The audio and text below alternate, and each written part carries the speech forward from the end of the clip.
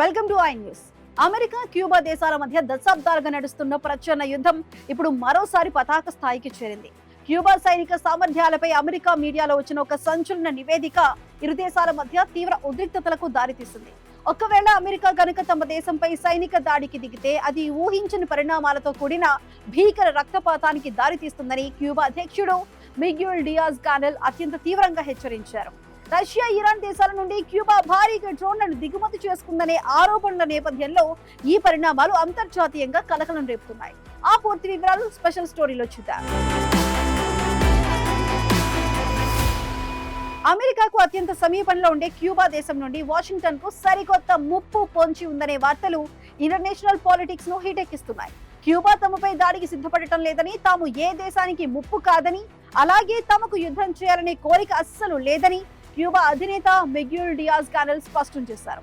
అయితే ఒకవేళ అమెరికా కనుక క్యూబా సరిహద్దులను దాటి సైనిక చర్యకు పాల్పడితే మాత్రం ఫలితాలు అత్యంత దారుణంగా ఉంటాయని, అది ఒక భయంకరమైన రక్తపాతానికి దారితీస్తుందని ఆయన స్పష్టమైన హెచ్చరికలు జారీ చేశారు. క్యూబా అధ్యక్షుడి నుండి ఇంతటి ఘాటైన వ్యాఖ్యలు రావటానికి అమెరికాకు చెందిన ప్రముఖ వార్తా సంస్థ యాక్సియోస్ ప్రచురించిన ఒక నివేదికే ప్రధాన కారణం. అమెరికన్ ఇంటెలిజెన్స్ అధికారుల సమాచారాన్ని ఉటంకిస్తూ యాక్సియోస్ ఒక షాకింగ్ రిపోర్ట్ ను బయటపెట్టింది. దీని ప్రకారం క్యూబా దేశం రష్యా, ఇరాన్ల నుండి రహస్యంగా 300కు పైగా అత్యాధునిక మిలిటరీ డ్రోన్లను సేకరించి భారీ స్టాక్ ను సిద్ధం చేసుకుంది.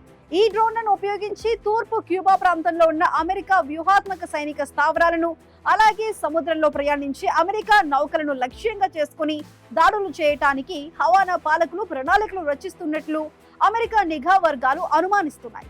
అమెరికా మీడియాలో వస్తున్న ఈ డ్రోన్ల నిల్వ ఆరోపణలపై క్యూబా అధ్యక్షుడు మిగ్యూల్ డియాజ్ కానెల్ నేరుగా ఎలాంటి సమాధానం చెప్పలేదు. రష్యా, ఇరాన్ల నుండి డ్రోన్లు తెచ్చుకున్నామా లేదా అనే విషయాన్ని ఆయన ధృవీకరించినప్పటికీ బాహ్య ప్రపంచం నుండి, ముఖ్యంగా అమెరికా నుండి తమ దేశంపై ఎలాంటి సైనిక దురాక్రమణలు జరిగినా తమను తాము కాపాడుకోవటానికి, దేశ సార్వభౌమాధికారాన్ని రక్షించుకోవటానికి క్యూబాకు పూర్తి చట్టబద్ధమైన హక్కు ఉందని ఆయన గట్టిగా సమర్థించుకున్నారు.